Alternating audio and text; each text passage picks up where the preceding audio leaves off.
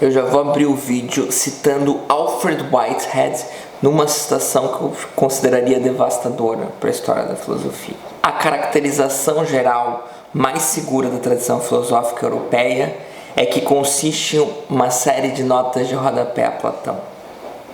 Filosofia europeia é uma série de notas de rodapé a Platão. Alfred Whitehead, não é Daniel Cidade, não venham com pedras para cima de mim. Certo, assim não tá. Agora, errado também não tá. Então, pessoal, sou o professor Daniel Cidade.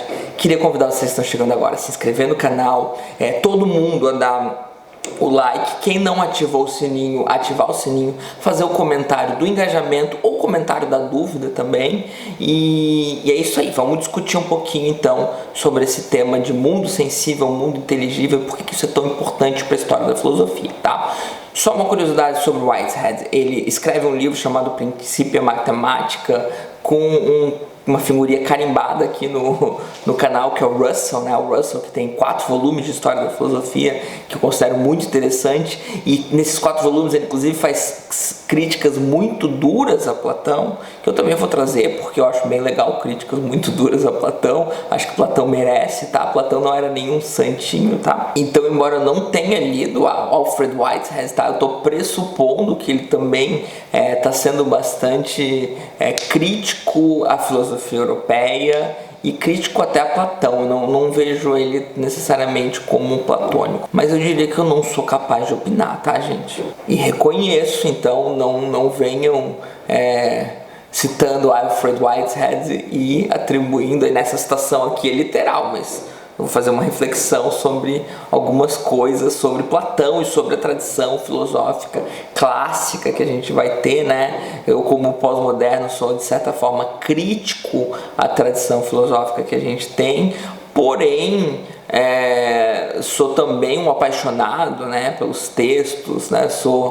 Embora eu seja antiplatônico, eu adoro ler Platão, eu gosto muito de Maquiavel, se bem que em algum grau eu me considero maquiavélico, mas gosto bastante de Rousseau, Voltaire, e sou crítico a eles, tá?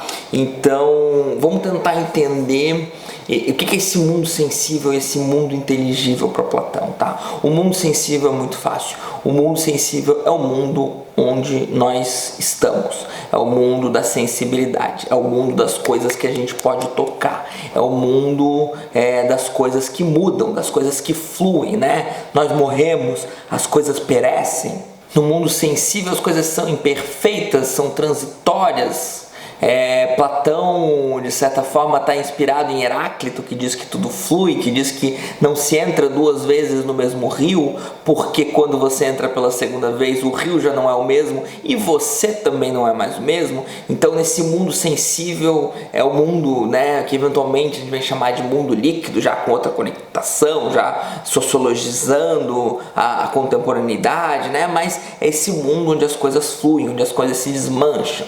Esse mundo a gente vivencia ele, esse mundo a gente sabe que ele existe, e nesse mundo a gente cria ou possui valores, possui crenças sobre eles, fazemos ciência em cima dele, né? Embora Platão esteja muito antes da ciência moderna, uma série de conhecimentos que a gente tem hoje, tá?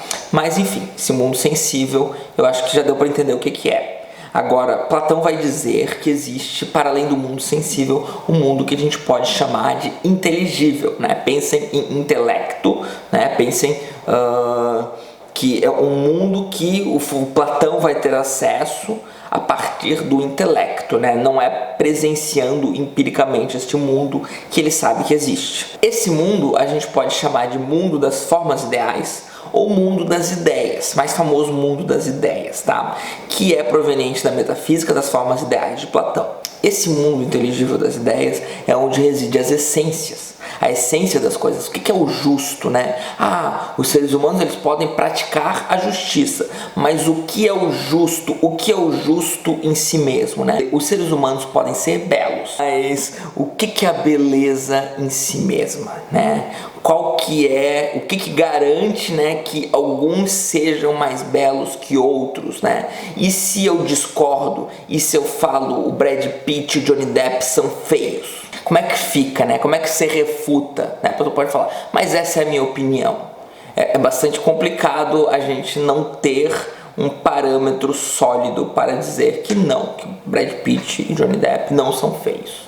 Mas se isso parece e de certa forma é uma brincadeirinha, também pode ser uma questão filosófica, tá? Então, se a gente fosse pensar platonicamente, deve existir um mundo, tá? Onde existe algo que a gente poderia chamar de forma ideal ou ideia da beleza, do qual Brad Pitt e Johnny Depp compartilham, aproximam-se. Então vou usar um exemplo que eu uso tanto quanto louco, tá? Só um pouquinho louco, para a gente pensar nesse mundo das ideias. Vamos pensar na cavalidade. Né? O que é cavalidade? Antes de entender a cavalidade, você precisa entender um cavalo. Né? O que é um cavalo? Defina um cavalo para mim. Eu peço para meus alunos definirem um cavalo e sai muita coisa, né? É um bicho de 4 patas, né? Tá, então se eu tirar uma pata do cavalo, ele deixa de ser um cavalo. Não, claro que não, né? Todo mundo diz que não. Então, se tiver 3 patas, continua sendo um cavalo. Né? Ah, ele tem crina, tá, mas então se cortar a crina fora, deixa de ser um cavalo. Também não deixa de ser um cavalo, né? Um cavalo costuma ser um animal forte e rápido. Quer dizer que um cavalo fraco e lento deixa de ser um cavalo? Não, né? Então, todas as coisas que a gente está citando sobre o cavalo, elas são acidentais. A gente está tentando entender o que seria a essência do cavalo, o que faz o cavalo ser um cavalo, tá? E isso é um problema bastante difícil. Nós classificamos, nós não temos nenhuma dificuldade em identificar um cavalo, mas na hora de definir é um tanto quanto complexo.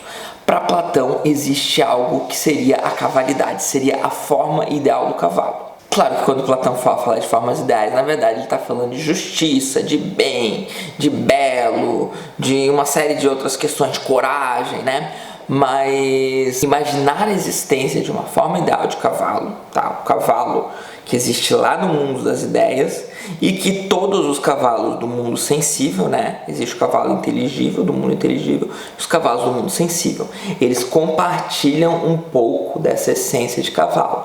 Então um cavalo com 4 patas, forte, robusto, veloz, ele está mais próximo, ainda que ele seja imperfeito, do mundo das ideias. Do cavalo que reside no mundo das ideias. O cavalo fraquinho, mirradinho, né? Perdeu uma patinha, coitado, ele está mais longe, ele compartilha menos, mas todos compartilham em algum grau. Então, de certa forma, nós somos formas imperfeitas do mundo sensível que compartilham uma fagulha de formas perfeitas do mundo inteligível. É no mundo sensível que existem as imperfeições, que existe o transitório. Todos os cavalos são cópias imperfeitas do cavalo ideal, embora alguns sejam mais próximos, né? Então Brad Pitt e o Johnny Depp, que não existiam, então Platão não usa o exemplo do Brad Pitt e do Johnny Depp, que fique bastante claro, são bonitos porque eles estão mais próximos de um ideal de beleza que existe no mundo das ideias, tá? E eu estou um pouquinho mais longe desse ideal de beleza. Um pouquinho é bondade minha. Se isso parece um tanto quanto viagem, vamos pensar no Deus cristão, né? Vamos pensar que as coisas feitas no mundo surgem, né, da ideia, da mente de Deus, né? Deus idealizou o mundo e criou. Então, se existem coisas belas para o cristianismo, né, é porque, de certa forma, essas coisas elas são belas na medida em que Deus as criou belas. Se existem coisas feias, Deus as criou feias. Então, de certa forma, se a gente pegar o mundo das ideias e colocar na mente de Deus, a gente tem algo que não é exatamente, mas a gente tem algo que é próximo a uma metafísica que a gente poderia chamar de cristã. Platão influencia bastante o cristianismo. Qual que é o problema? Qual que é o problema da nota de rodapé? Essa ideia de algum lugar onde reside a beleza, a verdade, a própria moral, certo? Que está para além daquilo no mundo sensível, para além dos seres humanos, permeia toda a filosofia europeia. Se eu falo que os valores morais são subjetivos, e eles são subjetivos, ou na verdade intersubjetivos, eles não são objetivos, tá? Muita gente vai me acusar de relativista. Eu já falei aqui que o relativismo é um falso problema, tá? É um falso problema proveniente de uma tradição que ainda não se livrou de ser uma nota de rodapé de Platão. Então a gente ainda imagina um mundo ideal onde existe uma moralidade ideal da qual os nossos valores em algum grau, ainda que possam ser imperfeitos, ainda que a gente admita que sejam imperfeitos, mas fazem parte. A mesma coisa a questão da verdade ou a questão do belo, que eu venho aqui satirizando porque eu acho mais engraçado. Então, de certa forma, a filosofia tradicional, clássica, europeia, é assombrada pela nota de rodapé platônica. É assombrada por procurar em outro mundo a objetividade das coisas. Nietzsche, de certa forma, é a pessoa que chega com uma voadeira nas costas, falando que a verdade, falando que a moral, falando que a beleza, falando que todas essas coisas que a gente acha que residem em outro mundo, na verdade são desse mundo. Elas são daqui, elas são construídas nesse mundo. O super-homem de Nietzsche é a pessoa que vai aceitar isso, que vai aceitar a transitoriedade das coisas e vai estar de boa com isso. É bastante difícil aceitar a transitoriedade das coisas e estar de boa com isso, tá? O super-homem de Nietzsche não é um nazista ou um super-homem tal como o Superman da nossa cultura, tá? Inclusive a própria tradução super-homem já é um pouco duvidosa, né? Ubermensch seria melhor traduzido como além-homem. Então, eu espero que essa reflexão esteja ajudado um pouco a gente a compreender algumas coisas em Platão, da nossa tradição filosófica, para a gente começar a pensar o hoje, tá? Eu tô falando da antiguidade, tô falando de 2.400 anos atrás, mas para a gente pensar hoje, tá? Não tanto no Brad Pitt, no Johnny Depp, mas para a gente pensar nos nossos ideais de beleza, né? Que podem ter sido construídos, né? Hollywood construiu Brad Pitt e Johnny Depp como homens tão belos, embora, né? Algumas coisas aí presente nele, né? Altura, músculo, possa até ter aí alguma participação em outros fatores pós-hollywoodianos ou para além de Hollywood, tá? Não é só Hollywood, tem uma série de outros fatores aí, é uma questão muito complexa. Nem daria para desmistificar todos os fatores que envolvem a beleza de Brad Pitt e Johnny Depp, tá? Mas aí tem sim umas coisas que vai sendo construída aqui na Terra, no mundo sensível. Então, pessoal, espero que tenham gostado. Não esquece de todas aquelas coisas de inscrever, sininho, comentário, compartilhar se quiserem. E boa noite.